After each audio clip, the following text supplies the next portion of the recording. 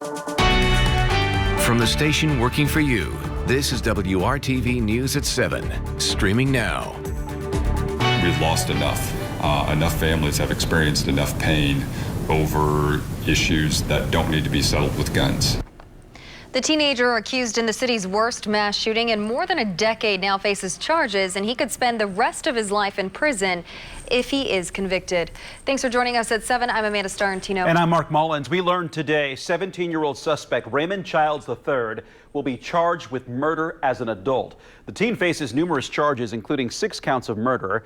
The victims, his father, 42-year-old Raymond Childs Jr., stepmother, 42-year-old Kezzie Childs, brother, 18-year-old Elijah Childs, sister, 13-year-old Rita Childs, and Elijah's girlfriend, 19-year-old Kira Hawkins, and her unborn child.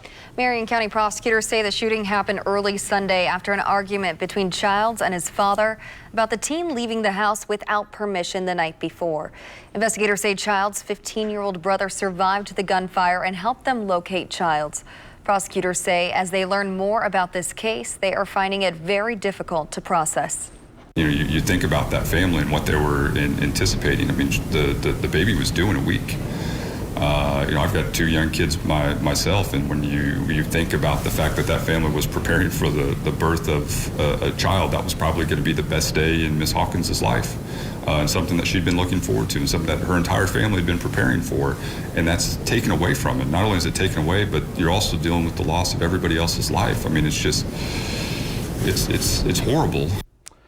Charges against Raymond Childs III will be filed in adult court, but prosecutors won't seek the death penalty. However, life without parole is a possibility.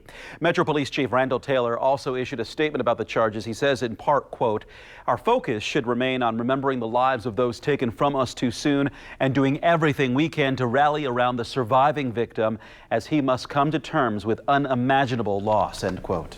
And now to our continuing coverage of the COVID-19 pandemic and its impact on Indiana. The State Department of Health says another 2,890 Hoosiers have been diagnosed with COVID-19. 34 more Hoosiers have died. The total number of deaths is now 9,504. Since March, more than 619,000 Hoosiers have tested positive for COVID-19, and more than 6.8 million tests have been administered in Indiana. And right now, there are protections in place to prevent people from being evicted from their homes if they lost jobs or income because of the pandemic. But one advocacy group finds not everyone is aware of this. The Ross Foundation goes door to door on the Far East Side, educating people about their housing rights. They have 6 groups of people dispersed across Marion County. They ask if people need help in any way and hand them information about the current CDC moratorium in place that is supposed to protect them from being evicted if they can't pay rent. Volunteers immediately hand renters the CDC declaration form they need to fill out and connect them with free legal services. On the east side, there are a lot of slumlords. There are a lot of landlords that will take advantage of people, especially in situations like this. If they don't have the money, you're gone. Like, if you don't know what you need to know, you're gone. If you don't know what rights that you have, you're gone. And so our responsibility is to make sure that they know what rights they have. If you're at risk of being evicted, you need to fill out the CDC declaration form and make sure you meet the COVID-19 requirements to avoid eviction. We have more info about that on our website at WRTV.com. Tonight, leaders at a soup kitchen in Hancock County want Hoosier families to know they are here to help. In 2020, the Kenneth Butler Memorial Soup Kitchen in Greenfield saw an 18% increase in the number of people they serve. However, since November, the number of people coming through their doors to get free hot meals has decreased. The executive director has this message tonight. I just want them to know that we are open, we are serving, we're back on our regular schedule. They just can't come into the dining room and sit down and eat. You know, don't try to stretch your money. Let us take care of the food, and you don't choose between rent and food or medicine and food. I don't want anybody doing that. We've got the food, we can help them, we can take care of that stress for them. The soup kitchen serves hot carry-out meals Monday through Friday from 11 a.m. to 1 p.m. and then dinner from 5 p.m. to 7 p.m. And by the way, this is located at 202 East Main Street in Greenfield. An increase in people experiencing homelessness in Bloomington has led to swift action by the city and now swift action by the community. Earlier this month, dozens of homeless people living in tents were forced out of their spot in Seminary Park, with at least 60 people left to sleep outside at night. Community members stepped up.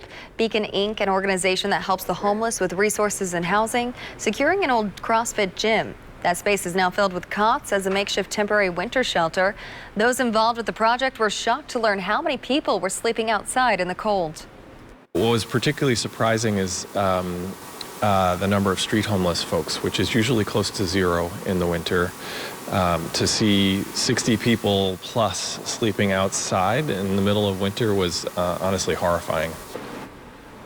The shelter needs more volunteers and donations of non-perishable food items, fruit juice, and water. If you would like to help, visit our website and click on this story.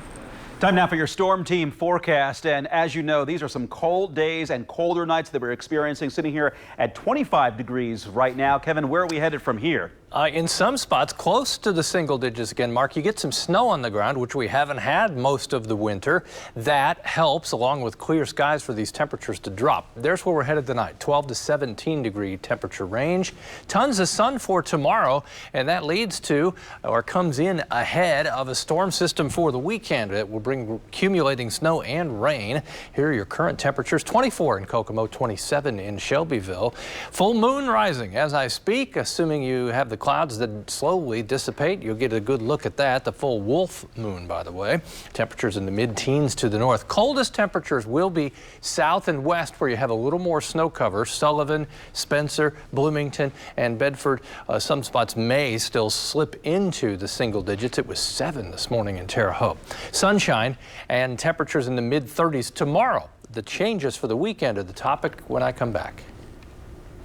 Burglars are getting bolder. This crime was caught on camera, and police say we can all learn from what we see in this video. The story next on the news at 7.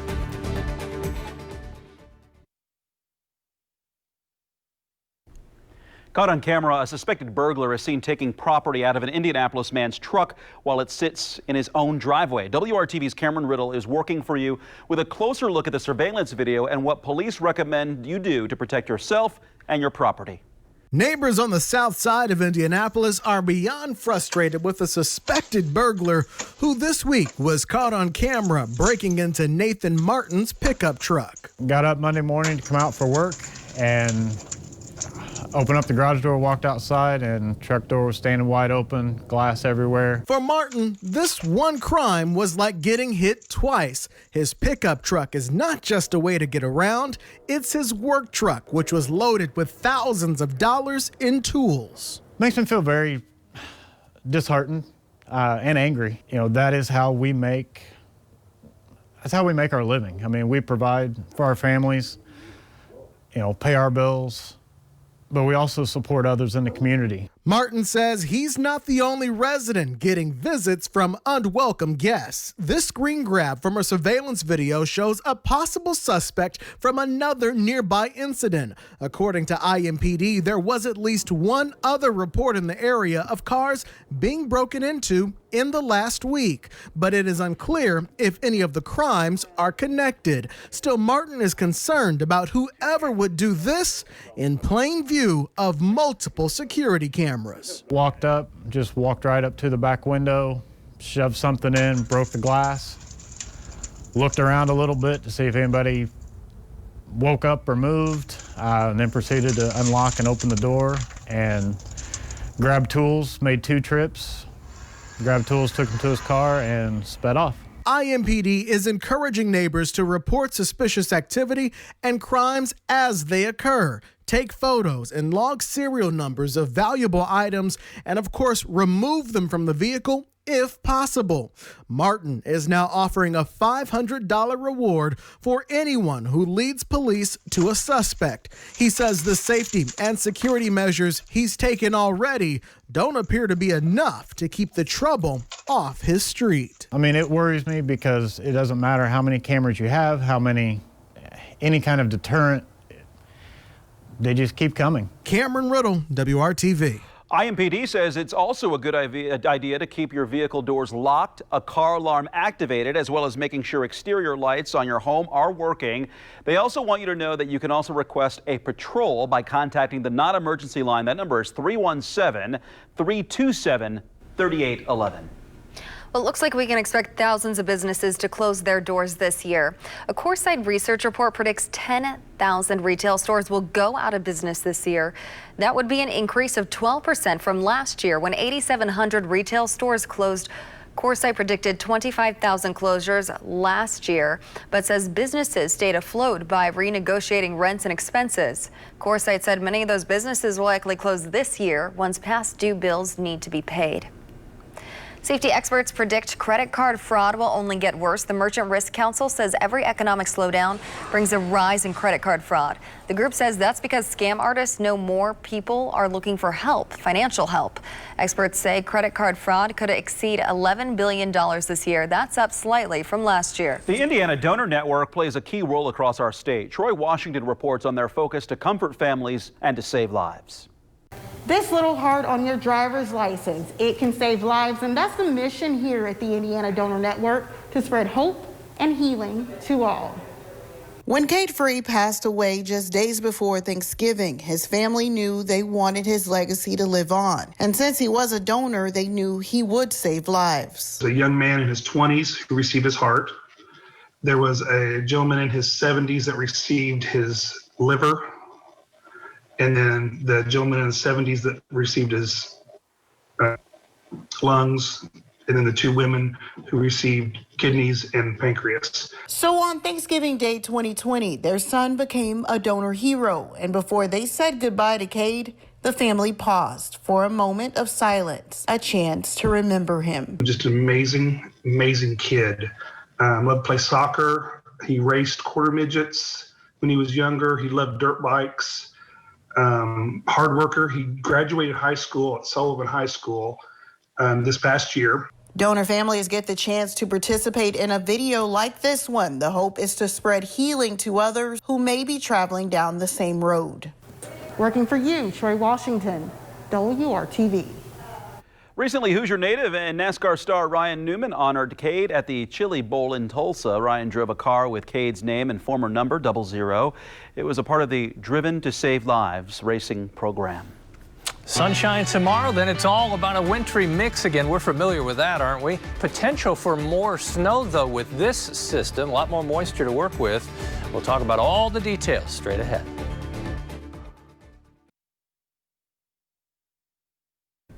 In recent years, campaigns by corporations, lobbyists, and political operatives sowing division and suspicion have become a common problem. This week is News Literacy Week, and we've teamed up with News Literacy Foundation to help you battle misinformation.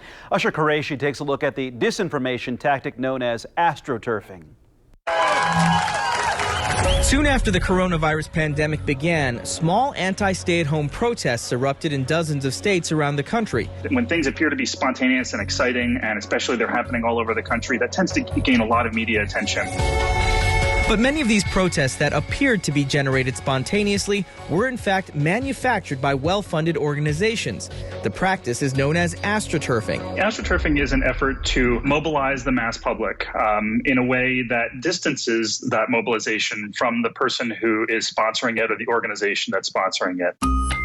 While fake grassroots campaigns have been utilized for decades, some experts trace the first documented case of astroturfing on social media to South Korea in 2012. Jungwan Yang is an assistant professor at the University of Illinois whose research focuses on data science and political communication. A lot of astroturfing campaigns happen all over the internet. It's not just on Twitter or Facebook. It's on Wikipedia, it's on the Internet Forum, and everywhere. A study from Princeton University found that there were at least 53 such influence efforts targeting 24 countries around the world from 2013 to 2018. These campaigns really do try to cover their tracks. They can often do so very effectively. Even the website domains that they use can be registered privately, such that you can't tell who's behind it. Multiple cybersecurity firms investigated the Reopen America movement, finding that domains were being batch registered within seconds of each other. They were subsequently traced back to state-based firearms coalitions and ultimately to a pro-gun Iowa family. Once a couple of accounts become really popular, they can gather thousands of followers, and then they can use that platform to spread disinformation. Experts say it's difficult to identify astroturfing campaigns without deep cyber forensics. We're essentially pointing a fire hose of information at people all the time and expecting them to do a lot of, heavy lifting and sifting and so on, and that seems to be a lot to ask. One way to do that, she says, is to watch for messaging that strikes a nerve or sparks an immediate visceral response. The fact that you're having that emotional reaction means it's time to stop and think about what that message is trying to do. Experts say it's important to vet sources as much as possible. Look at account history, language, and messaging. Just because an issue appears to have an organic groundswell of support doesn't mean the strings aren't being pulled by a concealed group.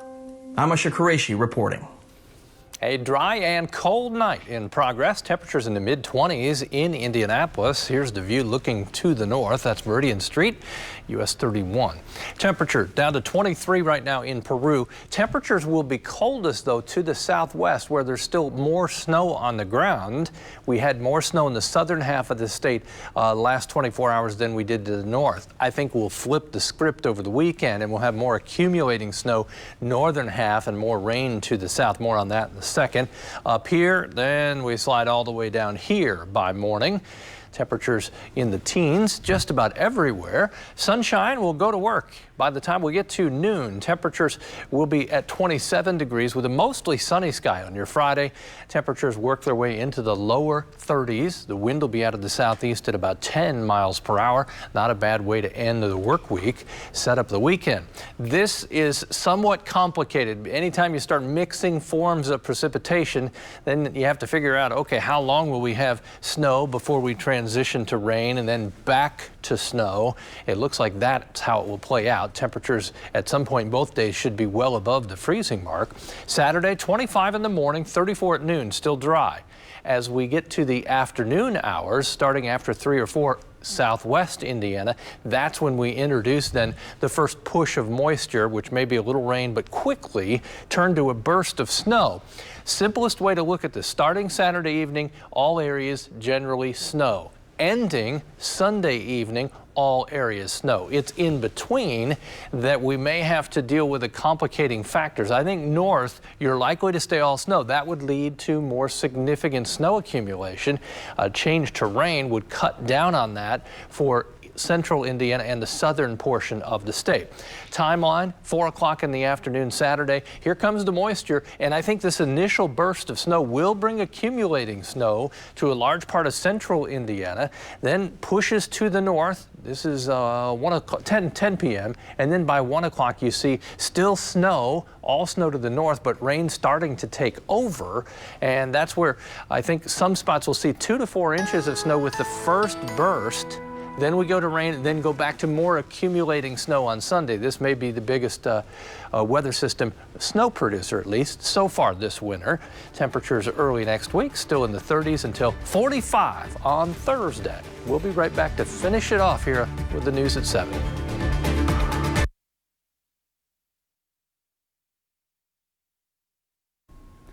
When the new White House administration was sworn in, it came with a history-making title for Vice President Kamala Harris and her husband, Doug Emhoff.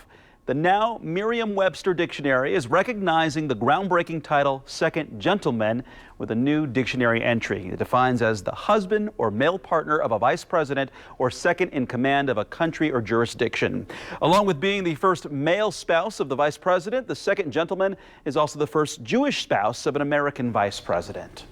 Now this is interesting. A first look at actress Kristen Stewart as the late Princess Diana. Production has begun on Spencer, an upcoming film of Prince Charles's former wife. The movie takes a close look at a single weekend of Princess Diana's life, December of 1991, when she decides to end her marriage and leave the royal family. 2022 will mark the 25th anniversary of Diana's death in an automobile accident. Sunshine tomorrow, temperatures in the mid-30s, pretty calm day, we can handle that. Saturday and Sunday, in the evening Saturday, we'll see a burst of accumulating snow, likely changing to rain and then back to snow on Sunday. Looking forward to that sunshine. Thanks for making WRTV your choice for news. Always great to have you along. We'll see you back here tonight at 11 o'clock. Have a good evening.